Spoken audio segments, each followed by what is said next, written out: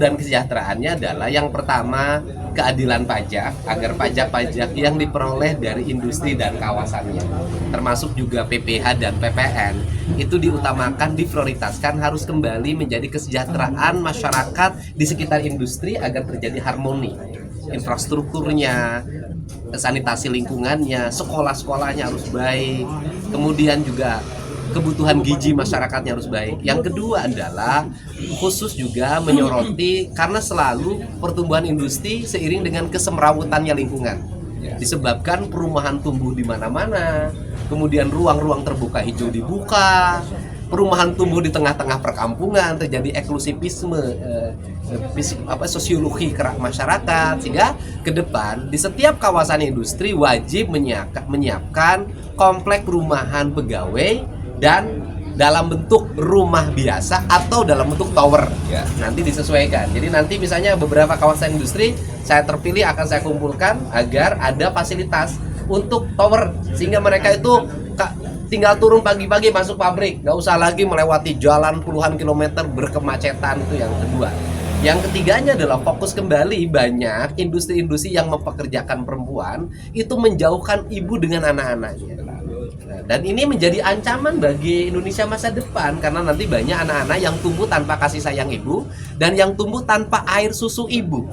Nah, sehingga nanti di kawasan industri, di setiap pabrik-pabrik, kita akan menyiapkan rumah-rumah ideal, ruang-ruang terbuka, ruang-ruang tempat bermain anak yang di situ ada mentornya. Mentor makannya, mentor bermainnya, dan kemudian ibu-ibunya pada jam istirahat bisa menemui mereka untuk makan bersama.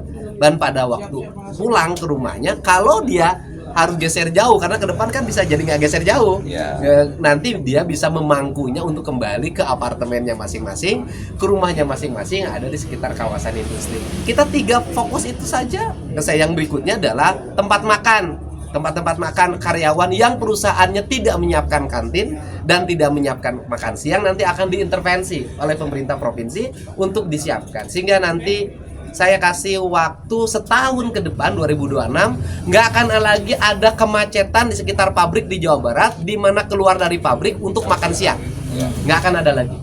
Nanti harus disiapkan di setiap kawasan, di setiap pabrik kantin yang memadai, ber-AC, tempat-tempat makannya cukup, karena saya lihat uangnya juga pemerintah juga cukup untuk membangun itu. Kang, intervensi seperti apa yang nanti kepada perusahaan yang tidak membuat kantin yang memadai? Yang nggak usah perusahaan yang bikin, Pemprov yang bikinin. Cukup, nggak usah, jangan bebani perusahaan, biarkan, kan perusahaan juga sudah bayar pajak ke kita. Kan ada perusahaan yang mampu membuat kantin, ada yang tidak mampu. Kalau yang tidak mampu nanti dipaksain jadi bangkrut. Sudah, nanti pemerintah itu jangan bebani industri. Industri ini sudah kewajibannya, pabrik itu cuma satu loh, industri ini bayar pajak. Di luar itu nggak punya kewajiban apa-apa. Nah, kita ini seringkali membebani industri dengan berbagai pungutan. Sudah ada pajak, ada retribusi, nanti Agustusan diminta proposal, nanti kelompok-kelompok masyarakat ngajuin proposal, tidak diberi industrinya di demo, buruhnya mau ke pabrik dicegat di jalan.